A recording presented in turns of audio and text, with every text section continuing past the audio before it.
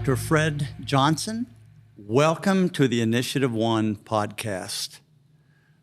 We are delighted today to have a friend and a colleague, a longtime friend and colleague, Dr. Paul Metler, to join us as our guest. We're going to be talking a bit about his growth journey and what that's involved. We constantly hear from people that people can't change, that once you have a certain box that you've been created in, it's going to stay basically the same the rest of your life. Fortunately, Paul, you nor I believe that. And your journey has been one of constant growth, evolution. You and I are not the same people that we were when we met in 2002, 2003. Yeah. And we tell people all the time, our partners and our clients, that you have to remain relevant and fresh, both as a leader and as an organization. To do that as a company or an organization, you need to be reinventing yourself and how you approach your market every 3 to 5 years. And as a leader, the moment you quit trying to reinvent yourself, you begin to go backwards. You either go forward, you either go backwards. There's no such thing as stopping and staying in between. And so, Paul, it is a pleasure. You and I have had podcasts before on Zoom, but this is the first time we've done one in person. It's great to be sitting at the table with you, Fred. So, Paul, you're our Vice President of Content. You were with me when I was a 2-person show, really a 1.5-person show. When we started the organization in Scottsdale, Arizona. Let me ask you this. Think about where you were back then. And you had already committed that you had to change because of what you had just walked through. Mm-hmm. Talk through that with us. Well, Fred, when I met you very early in that journey, you led me, as you have done hundreds and thousands of leaders, through a process of developing a 2-word purpose statement. And one of those words for me was transformation. Transformation. So early on, that became front of mind. It became something that I thought about, something that I talked about. And so for me, that journey of transformation, as you said, when I think about 2 decades and I consider where I was, who I was then, and who I am now, a couple of things stand out. One, and try not to smile, conflict leadership, getting comfortable being uncomfortable. Oh, you were great at conflict 20 years ago, Paul. Ha ha. Getting comfortable, being uncomfortable. So a part of that for me in terms of the journey from there to here, and even a forward trajectory where I'm still continuing to look for, expect, and experience transformation, is having difficult conversations and recognizing when I avoided those, it was a missed opportunity. A missed opportunity for me. We grow through practice. We also grow our influence through modeling the way. And I could never quantify the missed opportunities I had by avoiding or maybe leaning halfway in. And I know what you mean by, I know you know what I mean by that. You know, having a conversation, but not maximizing the opportunity to lead well in that. That's been a focal point of my journey, and a change that has been very positive for me, and one that I continue to embrace. We call that conversations that avoid what we call the last 5%. Yeah. Where you kind of dance. Another term we have is toxic nice. Avoiding dancing around, tap dancing, hoping the person gets it without you having to come right out and say it. Yes, and I think that's a part of this journey, Fred, is obviously you're a more than a part. You ask me, did you say what you needed to say? Did you go the extra 5%? We understand what that means, and what that means is, was there anything you needed to say that you didn't say because you were uncomfortable or because it was just easier to avoid it? And I mentioned that, one, it's a way of me to say thank you. I also say that to those who are joining us because change, we always physically point and say, I take 100% responsibility for my change. It also happens better when we have positive accountability, when we have people who care about us, who will ask those questions. And you've done that a lot. And it's not always easy. No. We know that conflict that is handled well, most people see conflict as it's just bad. Yeah. Conflict that is handled well actually can become the deepest, greatest trust accelerator that we have. Why is that? I mean, you and I over 20 years, you're not a soft pillow when it comes to speaking your mind, and neither am I. Yes. And yet, all those years that we have walked through those moments, talk about what the impact of that has been. Well, I love the way you express that, Fred, and that has helped me. That conflict led well is a trust accelerator, and that's one of those. It's important for us to write down, and there are many ways that we can see that play out. One is, if you can trust me when I'm fired up, you can trust me anytime. If you can trust me when I'm engaged and passionate and dare I say defensive, if you can trust me that hey, I still care about you. I still care about whatever the issue is we're putting on the table. I care about getting into from where I am to problem solving. Is there a choice I can make to move toward a solutions orientation? If you can trust me in that journey, and sometimes indeed it's a check myself, check my emotions, recognize where I am. If you can trust me, the next time that we have a difficult conversation, you bring that experience with you and say, hey, we may be passionate about this, yet our history says we're going to get through this. Yeah. And we've done that repeatedly. Yeah, absolutely. I remember in your early days, you thought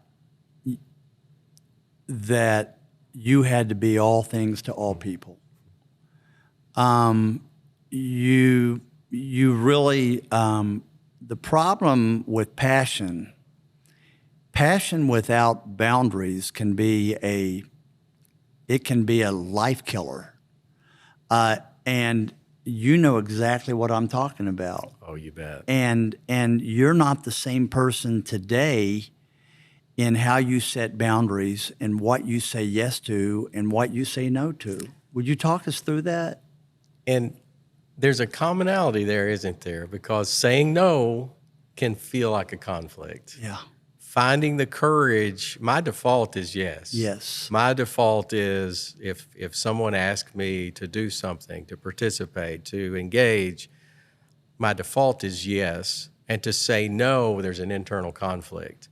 And early in those days, you worked with me specifically to flip that script, to change that internal messaging to say, no, make decisions based on purpose, not based upon pleasing people. And so no is a statement of purpose.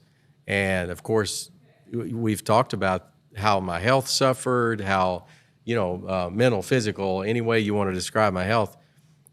And it was rooted in that. It's that conflict avoidance. It's that saying yes. It's that not understanding that boundaries are essentials. So it's interesting how some of those root issues, and we're able to help leaders with that in the work that we do, get down to the root issue. What is it? Why are you avoiding the tough conversations? Why are you saying yes and no based upon your level of comfort or discomfort rather than purpose? That's been a big move for me, and I'm a work in progress. It never stops, does it? No. It never stops. One of the things that you are an expert in, one of the tools that we use in assessing where people are in their natural states, how do they respond to conflict, and or where are they best, and yet sometimes our best strengths can become real negatives because anything can have an extreme. What are you working on today? Because we're always, effective leaders are always finding things to keep growing in. And we're not talking massive change, we're talking small pivots. Yes. And yet those small pivots over time, you take a boat that you pivot in 1 degree, that doesn't sound like a big deal, but put that 1 degree change and keep that boat on that course for 4 hours at 30 knots an hour, and that is a large trajectory change over 4 hours. So talk to us about the pivots that you've made that have been significant and its impact that has happened as a result. One that comes to mind, we frequently speak of how we communicate. Before we get to what we communicate, we talk about how we communicate. And I love the Fredisms that stick. Those are those sayings, the way you have of expressing yourself. I think one of the most sticky Fredisms, I dare say ever, is this idea of KDR. What we say is when you communicate, be kind, be direct, and be respectful. And what you were saying there is we may have a natural strength and a natural capacity for kindness so that it's almost automatic. Even if it's a tough situation, we're going to be kind. So for me, the pivot is the directness. Because you've always been respectful. Oh, yes. And you've always been kind. What I add on there, though, is I believe in our conversations, Fred, you've helped me to recognize that being less direct can also be disrespectful. And it can also be unkind. Yes. How is that? Yes. So the most kind thing that I can do is move beyond honesty to being impeccable. That's that question, did you say everything you needed to say? Yeah, I can be honest about everything I said. Yes. But I didn't say everything that needed to be said. And that's not impeccable. That's what I'm working on now. Is to even leverage and mesh those together so that they would be inseparable, so that I have a stewardship obligation in the moment that I don't pass up that direct. So that requires boldness, it requires courage, it requires attention to purpose, that this is on purpose for me, to be direct, to say this, to go there, to press in beyond comfort. That's respectful, it's kind, it also accelerates trust. You know that I'm going to put the issue on the table if I'm in a conversation. So that KDR is a framework for me in terms of what am I working on now and meshing those together in real time. So that steward of the moment, real time, don't wait, don't pass it up, don't miss it, right now. So Paul, let me give you another scenario. In my most natural state, I'm certainly there's a level of there's a level of dominance, there's a level of decisiveness. I'm certainly what we would call a flaming visionary. Yes. And flaming visionaries and patience don't go hand in hand very easily. And yet, all successful organizations have a driving force behind it. And I know what I've been working on is trusting that there is value in strategic pauses. There's value in taking your foot off the pedal for a period to let the organization infrastructure development catch up with the size of the vision. And that slowdown has not been natural for me. And trusting people who are wired to go at a different pace, trusting that is actually good for you, even though it feels uncomfortable to you. Yes. Make sense? Yes. So, ironically, you and I are in that way we're wired completely the opposite. How have you been working on your pivots in that field? Trust in that, for example, sitting here at the table with you talking about this, it's easy to talk about. It's easy to say right now, oh, the big vision. We've had a day together just yesterday talking about vision, just having our minds blown at what is happening, at what's going to happen, at what we expect to happen. And what I'm working on in that regard is, wow, I couldn't possibly have all the details I would love to have to see how that's going to play out. Nor would they be accurate if I had them as they play out. And so what I work on is, wow, trust. Is the vision on purpose for us? Sure. Is it bigger than we can handle right now? Sure. Do we know how it's going to work? No. And so trust is that foundational element. One of the things I am embracing is it's one step at a time on purpose. And I believe, I'll put this out there as well, as I also believe it's overcoming a fear of failure so that we will learn as we go, we will develop, and we have such a team. That's the other thing for me is, wow, we have such a talented team, more than ever. When you and I talk about 20 years ago, and you say 1.5 persons, we have such a team of leaders now. So that trust is not just in you and your visionary view. It's also a trust that you have strategically surrounded us with people that can see things I don't see, you don't see, work on things we don't know. And again, the commonality there is trust. Even when I'm uncomfortable, even when I don't have it, trust that we're going to get through this. One of the comments that was made yesterday that I chuckled at, one of our teammates said, the people that we need around us the most are typically the ones that irritate us the most too. Yes. And you irritate the heck out of me sometimes. You bet. And I know that I irritate the heck out of you. You bet. But I also trust that, listen, we've talked about that if you go too fast and you screw up on the details, you're going to lose trust in the market, what comes out in the market, because you're going to end up with a sloppy product.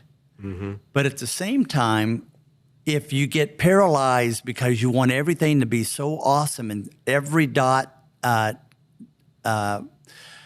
every I dotted and T crossed, the market may close opportunities because you weren't moving at the speed that the market dictated. Yes. And so there's got to be a balance, and it's not easy, and it's not some natural formula that always stays the same. It's constant tension Yes. to figure that out. And your point there is one that also I'm working on, is realizing there's self-evaluation never stops.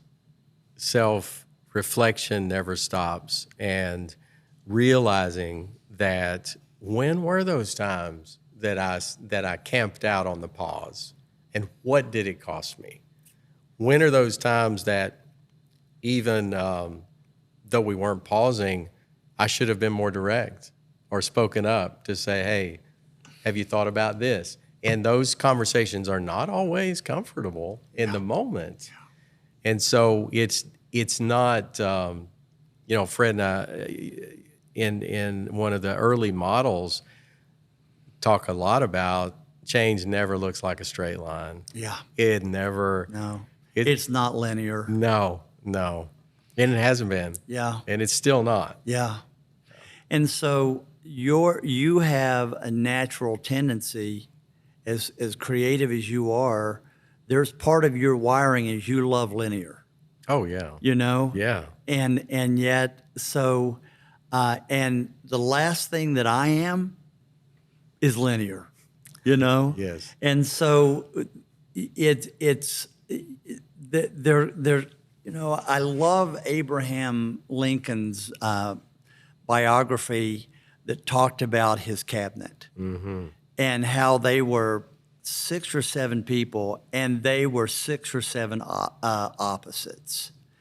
And there was constant tension, and I'm not saying just creative tension. No. Now, fortunately, we don't have the dynamics that he did, that he had a couple of folks on his cabinet that actually hated him and he hated them. I couldn't ever see how that could work.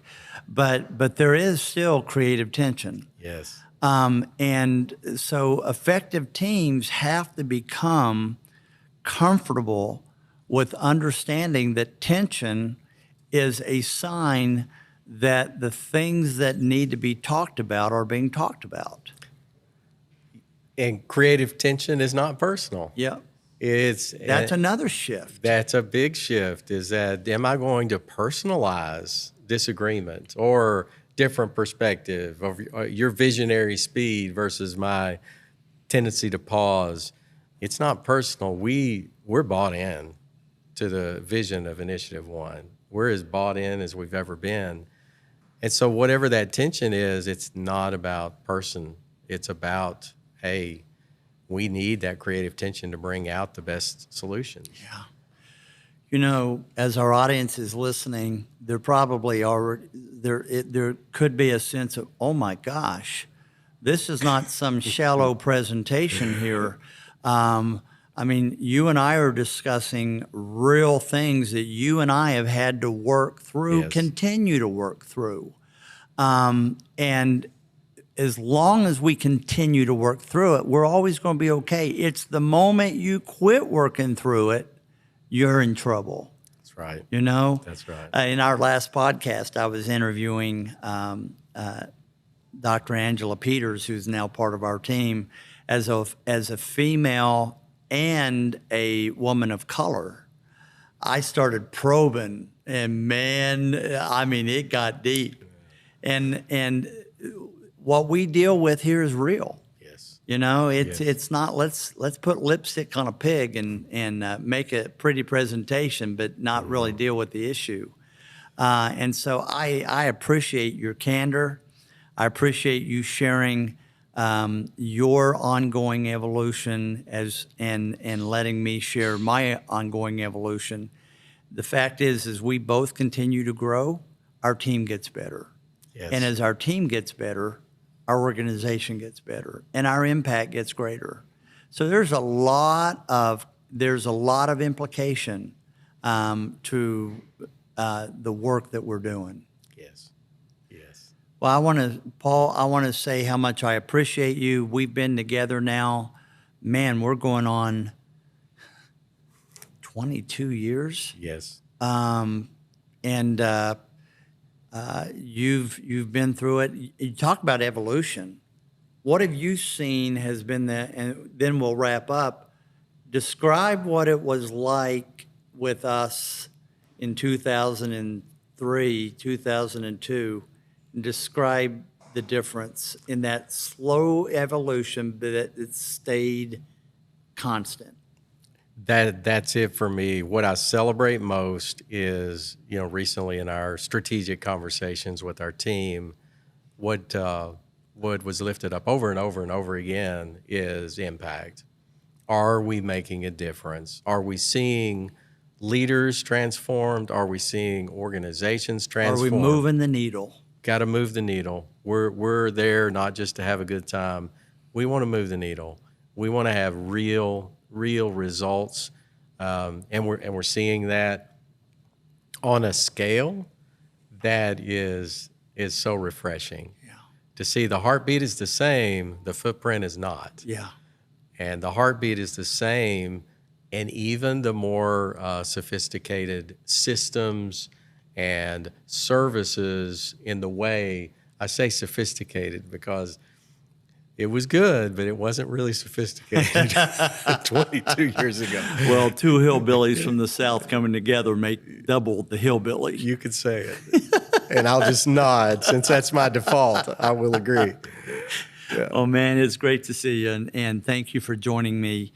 And to the audience, we don't take you for granted. We know that you've got a lot of other things that you can give your time and attention to. Thank you for investing in us as you invest in yourself. I want to encourage you, if you're new to the I1 leadership community, join us once a month on our think tank. We have a national presentation we meet every month. You can go to our website, InitiativeOne.com, and you can check us out, and you can check the schedule. And we'd love for you to become a greater part of our community. Please subscribe to this, refer to us, and we look forward to seeing your presence in other aspects of our work. We thank you again for your attendance, for your investment in us, and we appreciate you. I hope that you have a great week. Paul, again, thank you so much. It's been an honor, my friend. Oh, thank you. All right. Thanks, and have a great week.